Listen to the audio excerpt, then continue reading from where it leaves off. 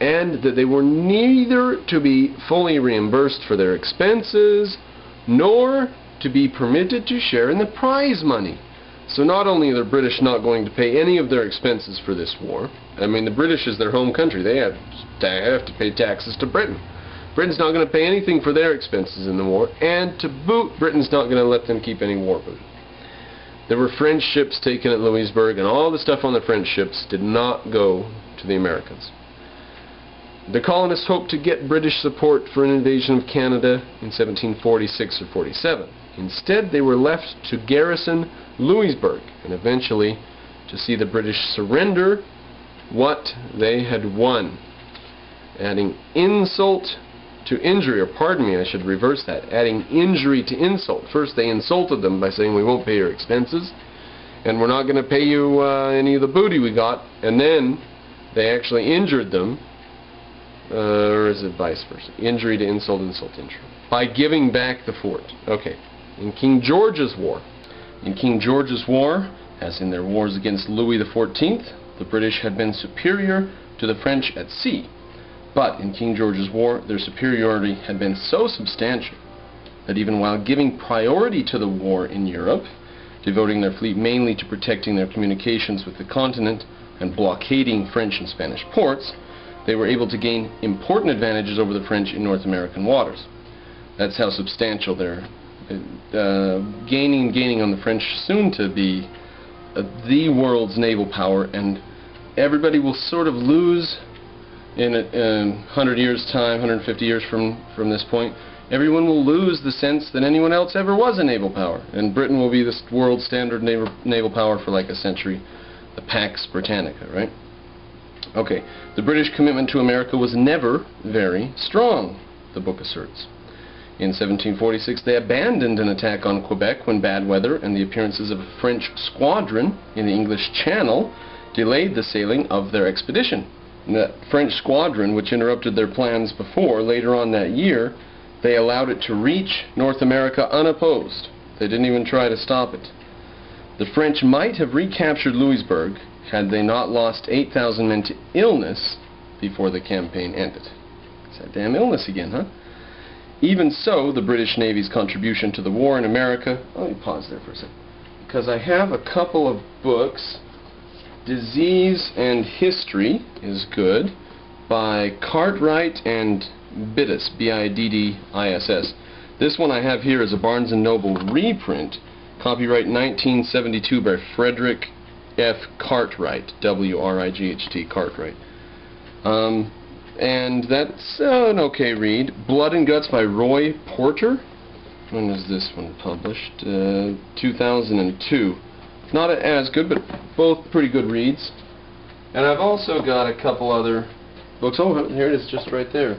Armies of Pestilence, The Impact of Disease in History by R.S. Bray. And I haven't read that one. Quick side note, since they were right by my elbow, why not? So they lost 8,000 men to illness, or else they might have actually taken Louisbourg, or recaptured Louisbourg.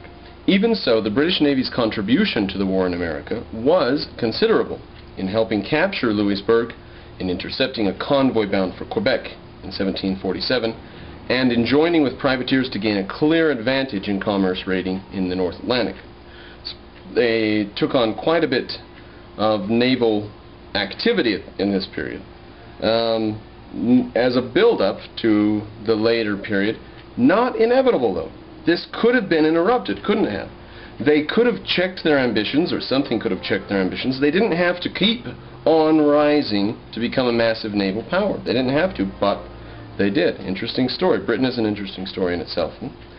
Okay, at the war's end, at the Peace of Aix-la-Chapelle, A-I-X-L-A Chapelle, the British were able to use their success in North America to offset French gains on the continent by exchanging Louisbourg for the territory Marshal Saxe had taken in the Low Countries, right, over there in Belgium and the Netherlands. Many colonists were disgusted, so their gains were traded off for some old world crap. Yeah, that pissed them off. Alright, on to the French and Indian War. In more than a half-century of conflict among English, French and Spanish colonists of North America. The colonists had been left to do nearly all the fighting. But like I said, the British contribution was substantial. However, mostly it was the colonists who did the fighting. European forces had taken part only fitfully and often ineffectively, and European governments had failed to resolve the disputes over land, trade, and religion that frustrated and alarmed the frontiersmen of each nation. In the final climactic struggle for the continent, the French and the Indian War, that's the final climactic struggle for the continent, the 1754 to 63, and thereafter the United States, of course, declares independence 1776. So the climactic struggle for the continent took place about a generation or so before the Declaration of Independence from England. Something that could be remembered fruitfully. British forces, the regulars would intervene decisively in the French and Indian War. British forces and British resources would resolve the long contest for the frontiers of America, but in so doing, the British would alienate their colonial allies and awaken a sense of colonial interest and identity that would contribute eventually to the destruction of the British Empire in America. So, I think we can take from that sentence sort of like we could say that the familiarity between the colonies and the British homeland that had to come about during the fighting of the French and Indian War, the familiarity with each other that came about through that, they saw how alienated they were from one another. And that started as a small snowball, you might say, gaining as it goes downhill to the Revolution. The beginnings of the French and Indian War. The British intervened in the French and Indian War primarily to protect their aggressive and uncooperative colonists. So their colonists are aggressive, they're trying to take land and hold that land, they're tenacious about it, they're uncooperative, they don't care what the British Parliament thinks, they don't care what the Crown thinks, they're going to have their say, they're going to do their thing. Hopefully the British will send some troops to help them. If not, they're going to do it anyway. So the British Crown fumbles a bit, tries to help here and there if it can. They're uncooperative colonists. They did this not initially, at least, to conquer Canada or Florida, although that was a result. By 1754, the English colonists of North America, it was a resort that they tried. By 1754, the English colonists of North America outnumbered the French 1,042,000 to 55,000, and the Spanish by an even greater margin. Now we mentioned earlier the 20 to 1 thing. There's 20 to 1 right there, isn't it? 50 to a million, or 50,000 to a million. But the English were unable to cooperate as effectively as their neighbors, and by 1754 they were everywhere along the frontiers, losing contests for land and trade, as well as the allegiance of the Indians. They were uncooperative, they just spread out freedomishly, as wherever they wanted to, as part of their lifestyle. I can do what I want. The Indians might attack you. Well, I've got a musket. In Nova Scotia, French settlements were growing faster than English. In western Pennsylvania, the French had defeated the pro-British Miami Indians, built fortresses from Lake Erie to the Allegheny River, and routed all provincial forces that approached them.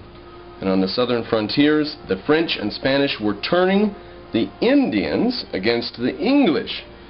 So the Indians, as we've seen before, allied with not only the English but other Europeans, any different European. Anytime they could get a bottle of whiskey and a good steel tomahawk head or whatever, you know, different things like this, cookingware, good frying pan or whatever, muskets, bullets, lead, shot, black powder, they would become mercenaries for hire. And they were warriors. They were savage warriors. So why not? Why not do war for hire? Alright, so they were arming the Indians against the English. Delegates from 7 English colonies met at Albany in June 1754 to draft a plan of cooperation for defense and Indian affairs. But the Albany plan, now Indian affairs is quite a big topic, isn't it? Because it doesn't just involve the war with the Indians. Indian affairs also means that some of the Indians are our allies and friends. It's kind of like fighting in Vietnam. You don't know who to trust when and where and why.